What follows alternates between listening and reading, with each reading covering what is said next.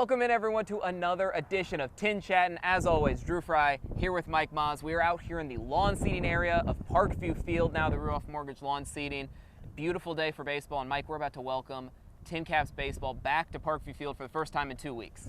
Yeah, hopefully they got their directions right getting back from Beloit, Wisconsin after the 12-game and 13-day trip. Yeah, a little unfamiliar territory being back in the home ball field. You don't hear that very often. No, you really don't.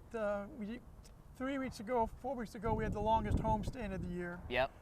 12 games in 13 days, followed by the longest road trip of the year. Exactly. 12 games in 13 days. It's a give and a take. It's a trade-off. And as we're doing this segment today, it's the off day on Monday. And as you said, gorgeous day for baseball, sun bright and shining, temperature getting close to 70 degrees.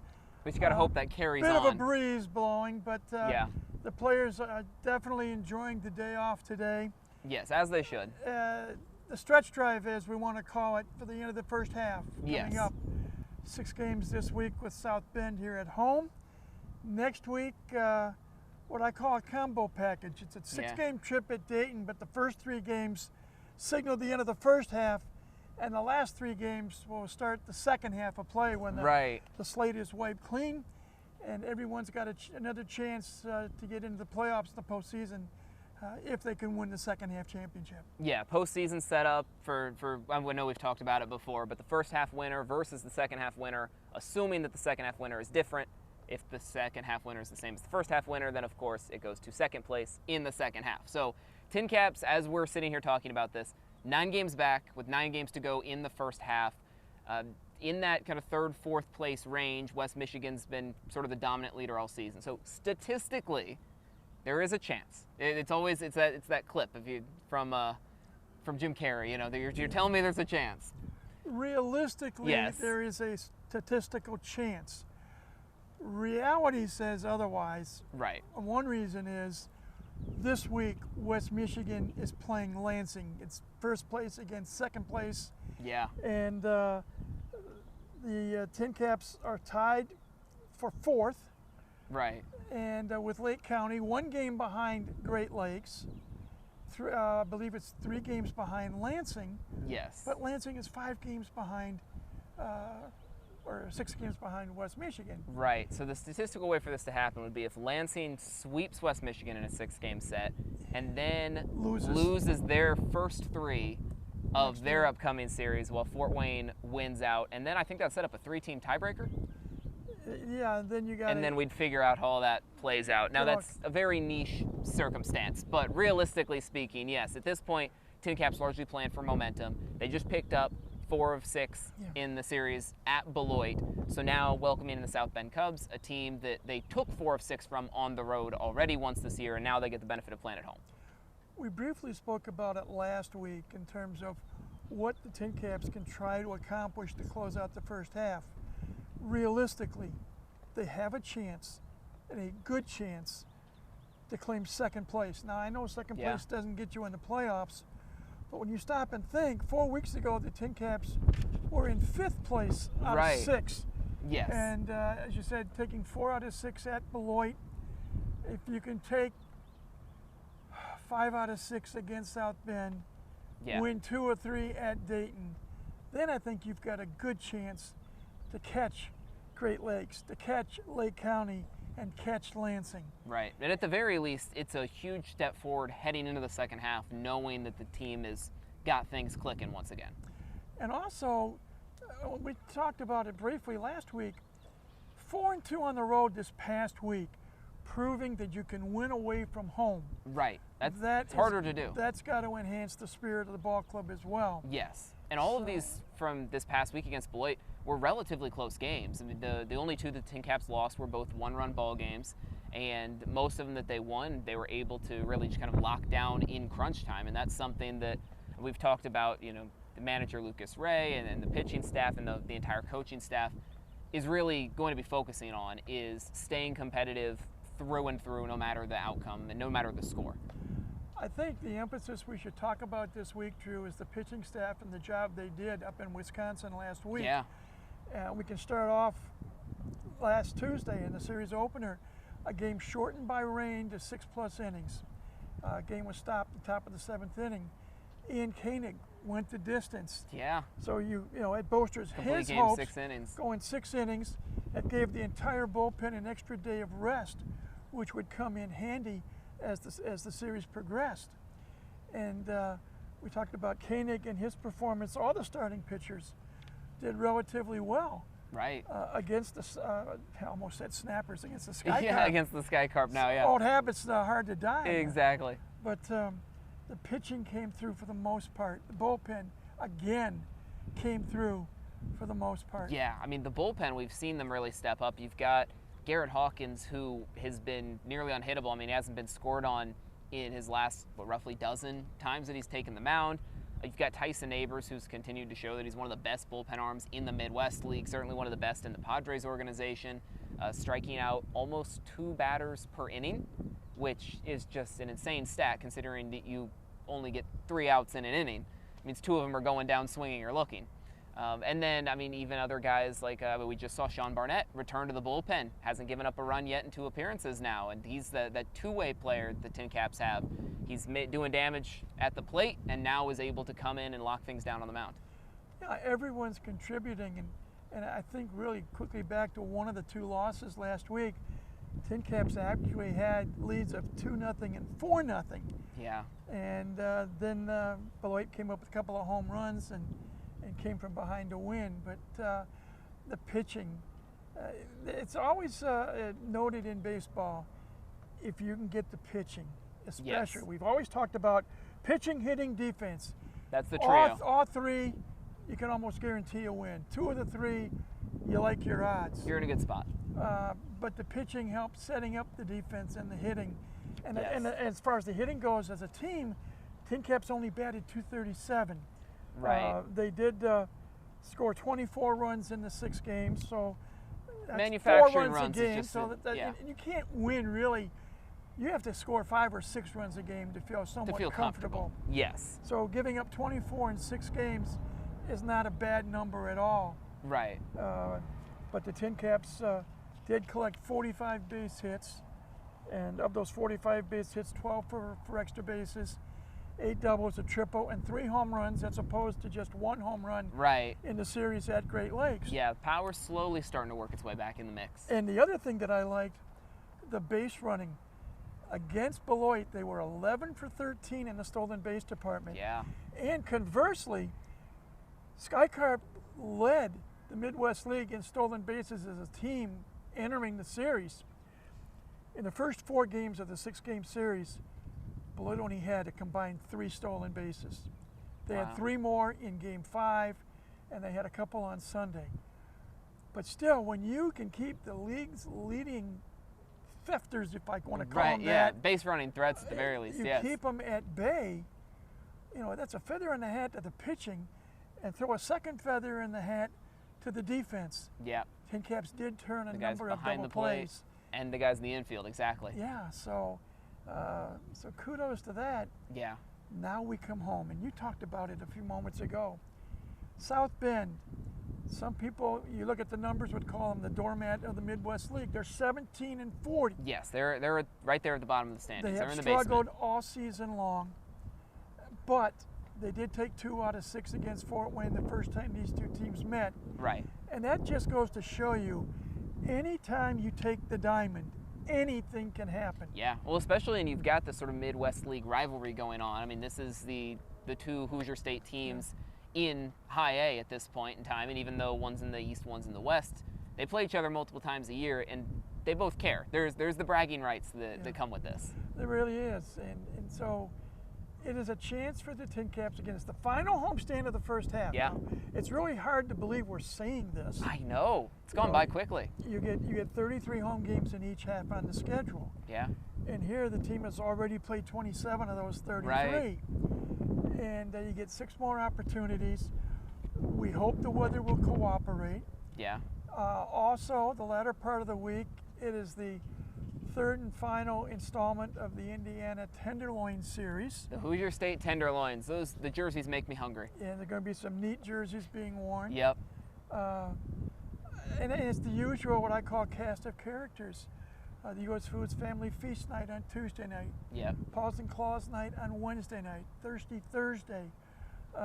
You see a lot of the pets from Paws and Claws out in this area once you get all the grass and the the steps and the big lawn right next to us. Just be careful where you walk.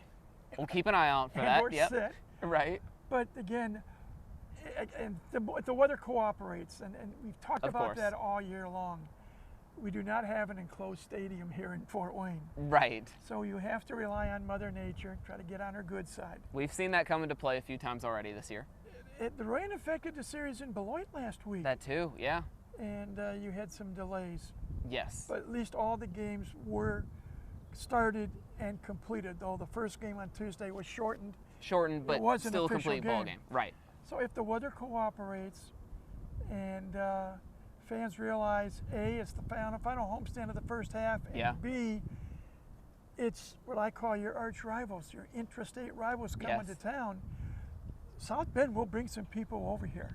Yeah. So it's up to the fans here in Fort Wayne to show who's the dominant fan base. Yeah, and we've got Father's Day weekend. And Father's Day weekend. That's certainly something. I'm excited to see that crowd here on Sunday. A lot of great things and a lot of great opportunities this coming week here at Parkview Field. Yeah, exactly. And so in terms of the on-the-field product, one thing we've already discussed is the bats a little bit slower as of late, needing to kind of spruce up, wake up. Who are some of the players in this lineup that you've got your eyes on that this homecoming, or maybe it's just seeing South Bend on the other side, this could really kind of light a spark for them? Well, let's start with outfielder Kai Roberts. Had a horrible series up in Midland, but in the series at Beloit, he went 8 for 18. Yes, and that's he is a 444 a speedster. average. He scored 4 runs. He also was hit by a pitch twice, and he was 3 for 4 in the stolen base department. Right. So he likes to run. He hits up near the front of the order. Brandon Butterworth struggled a bit. He was only 4 for 24, but if he can get, and we talked about setting the table. Right. Leo DeVries, 3 for 18. But he had a 4-walk game. Yes. You don't see that very often. Tied a franchise record Yes. for walking 4 times in one game, and he did steal a couple of bases.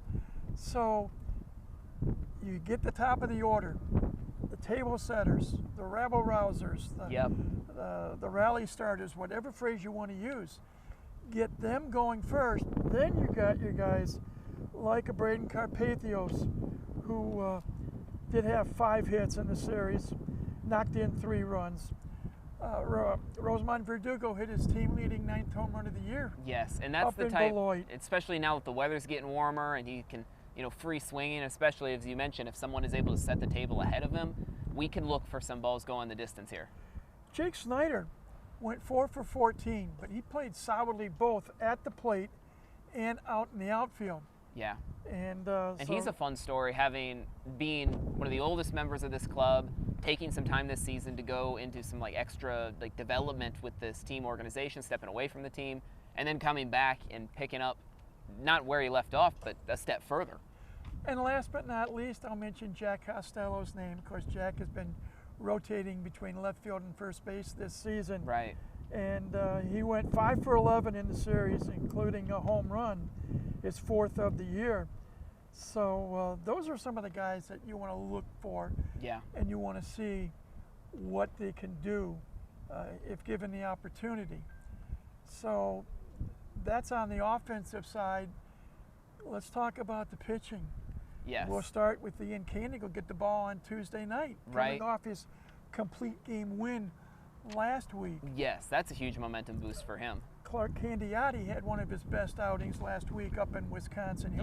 He'll pitch on Wednesday night. Yeah, the talent's there. It's the consistency for him. If he can keep firing off those types of performances, he might not be here that long. Yeah, Jose Reyes would hope would pitch a little bit better. He got roughed up a little bit. Yes, but he's been consistent through the year. So.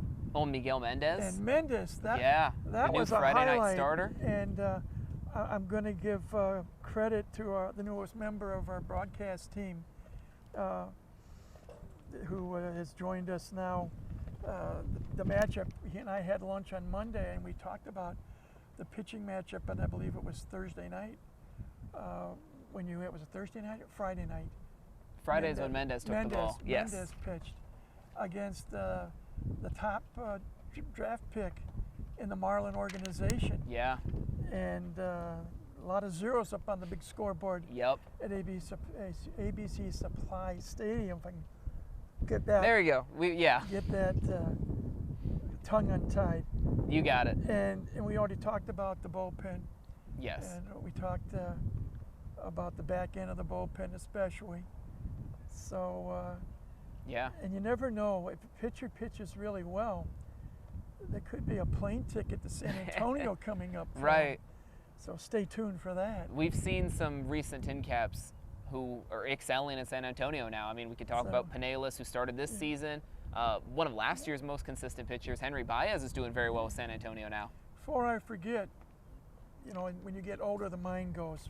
Oh, no. Andy Yakum is our newest broadcast intern. Yes, we got to give the shout out. And got to give Andy the shout out. And he told me at lunch on Monday he really enjoyed the pitching matchup on Friday night.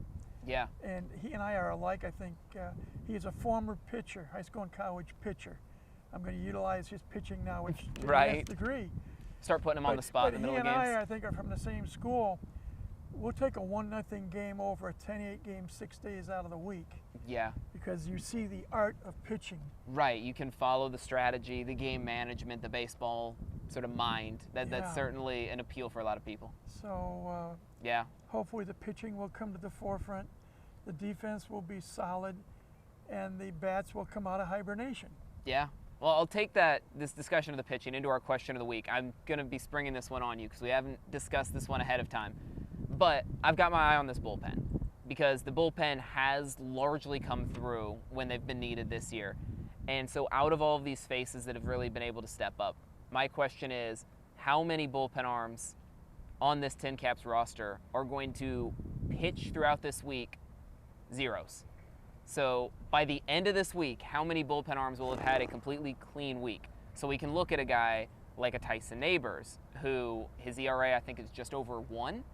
So that's always could be a safe bet. But again, I mean, Barnett returning to the pitching mound as that two-way player, two appearances, 1 2/3 innings, that was scoreless as well. So he would count for last week's. 2 players that I will pick, and I'll name them this week. Harry Gustin is one. Gustin's a good pick. Garrett Hawkins is the other. Yes, we haven't talked much about Gustin lately, but that's through no fault of his own. He has certainly been working his stuff on the mound. Yeah. So you got both a left-hander and a right-hander. Yeah. Those are the 2 that I would pick to put up a bunch of zeros if they come into games against South Bend this coming week. Yeah.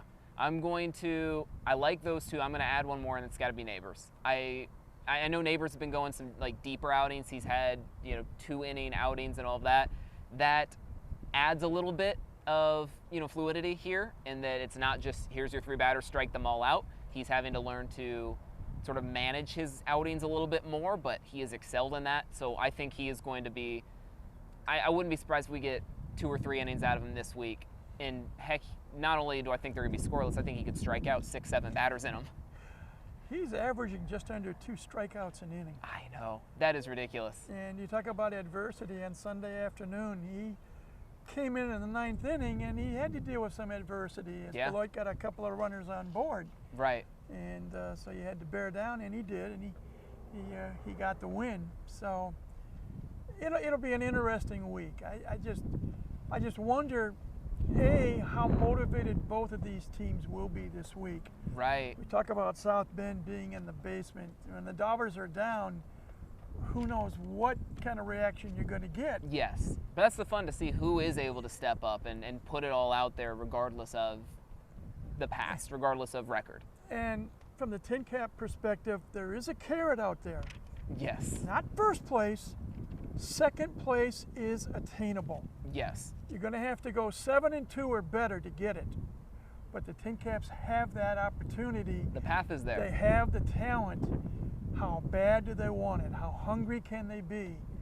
And it'll be interesting to see how things turn out. Yeah, well, we're going to find out when the TinCaps return to Parkview Field for the first time in 2 weeks. And of course, we will be back here next week to discuss all of the action. All right, in the meantime, I'm Drew Fry, that's Mike Moss. This was another edition of TinChattin, and we'll see you next time.